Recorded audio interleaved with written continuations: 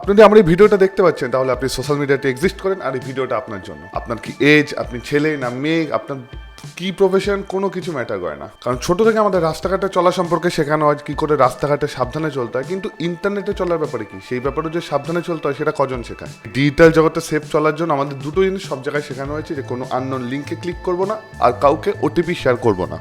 এই দুটো জিনিস ছাড়াও কিন্তু অনেক কিছু আছে ইন্টারনেটে, যার থেকে আপনাকে সাবধান থাকাটা খুবই জরুরি। আপনার জীবনে মূল্যবান সময় খরচ করে এই ভিডিওটা একটু দেখবেন, তাহলে হয়তো আপনারই ভবিষ্যতে কোনো না কোনো উপকার হতে পারে। পৃথিবীর যে কোনো কোনায় থাকতে পারে একটা ব্যক্তি, সে শুধু আপনার ভাষাটা বোঝে, তার মুখটা পর্যন্ত সোশ্যাল মিডিয়াতে কোথাও দেওয়া নেই, কিন্তু সেও চাইলে আপনাকে ডিপ্রেস করে দিতে পারে। সোশ্যাল মিডিয়া এমন জিনিস, তখন আমরা অলরেডি আমাদের চারপাশে নেগেটিভ লোক নিয়ে ডিপ্রেস, তখনই সোশ্যাল মিডিয়া আশীর্বাদ না অভিশাপ সেটা কিন্তু ভাবতে হবে। যদি আমায় কেউ জিজ্ঞাসা করে পার্সোনালি, আমি তো বলবো আশীর্বাদ। যদি আপনি সামান্য নেগেটিভ সাইড থেকে দূরে থাকতে পারেন, তাহলে কিন্তু সোশ্যাল মিডিয়া আশীর্বাদ বা ইন্টারনেট আশীর্বাদ।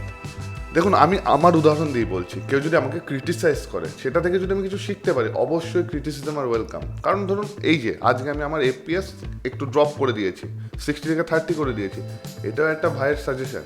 সে ভাইটাও একজন ইউটিউবার, সে আমাকে সাজেস্ট করেছে, আমি করেছি। একদিন আমাকে আমার এক সাবস্ক্রাইবার বললো যে ব্যাকগ্রাউন্ড মিউজিকটা কমাতে হয়, আমি ব্যাকগ্রাউন্ড মিউজিক কমিয়ে দিলাম।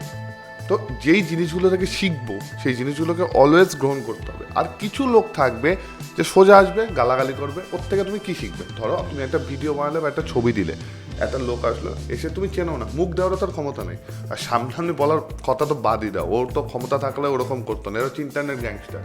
আসলো কন্টেন্টের উপর একটা খিস্তি দিয়ে চলে গেল, এরপর আপনি কি করবেন? আপনি রাখতে পারেন, রেগে আরেকটা গালাগালি করবেন, কিন্তু কি হবে? সে আরো দুটো দেবে, আপনার মেন্টাল পিস নষ্ট হবে। এর জন্য একটি উপায় হচ্ছে জাস্ট ইগনোর। আমার এই ভিডিওটা বানানোর একটি উদ্দেশ্য, কারণ হচ্ছে পৃথিবীতে প্রতিদিন কোনো না কোনো মানুষ ইন্টারনেটে নেগেটিভিটির জন্য নিজের জীবন শেষ করে দিচ্ছে, নিজের ক্ষতি করে ফেলছে। আমার সিম্পল কথা হচ্ছে, আমি আমার নিজের মেন্টাল পিস নষ্ট করার অধিকার অন্য আননোন পার্সনকে দেবো কেন?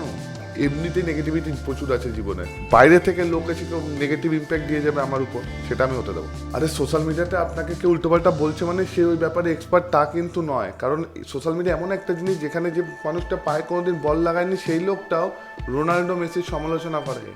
সমালোচনা করা তো ঠিক আছে, কেউ কেউ তো ডিসাইড করে না যে রোনাল্ডো ভাই খেলতে পারে না, আবার কেউ কেউ বলে মেসি চলেই না, খেলতেই পারে না। তো এখন থেকে কেউ যদি তার নেগেটিভিটি দিয়ে তোমাকে তোমার লক্ষ্য থেকে দূরে সরানোর চেষ্টা করবে, তাকে সিম্পলভাবে জিজ্ঞেস করবে যে আমার কি কি করা উচিত, মানে আমি কি কি ভুল করছি, আমাকে কি কি ঠিক করতে হবে।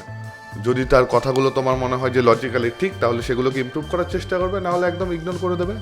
আজকে আরেকটা জিনিস নিয়ে কথা বলবো, এটা হচ্ছে বলে ডিজিটাল ফুটপ্রিন্ট বা ইলেকট্রনিক ফুটপ্রিন্ট। অনেক নাম আছে। সাপোজ তুমি একটা কাদা মাঠের মধ্যে দিয়ে চলছো, তোমার যেমন পায়ের ছাপ পড়ে যাবে, ইন্টারনেটেও যে তুমি যে তোমার যে অ্যাক্টিভিটি, তারও কিন্তু একটা ছাপ রয়ে যায়।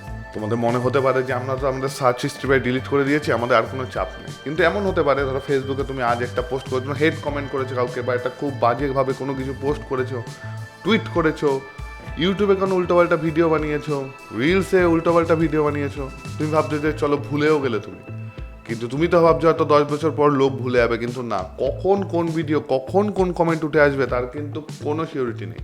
স্পেশালি মানুষ এগুলো করে ভাইরাল হওয়ার জন্য, ভাইরাল হবো, ফেমাস হবো। লোকে এটা বোঝে না যে যদি বাই এনি চান্স হয়েও যায় ভাইরাল বা ফেমাস, তখন কিন্তু 5 বছর 10 বছর আগে ক্লিপস, আগের করা কোনো পোস্ট, সেটাও কিন্তু উঠে আসে, তার জন্য তাকে কিন্তু হেনস্থা করা হয়।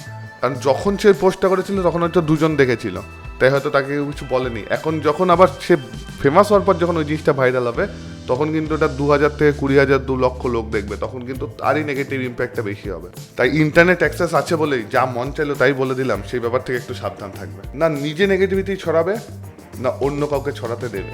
আমার মনে হলো নিজের এক্সপিরিয়েন্সটা তোমাদের সঙ্গে শেয়ার করা দরকার, তাই করলাম। আর ভিডিও যেমন আসে তেমন আসতে থাকবে। তো দেখা হচ্ছে আগামী ভিডিওতে। ভালো থাকো, সুস্থ থাকো।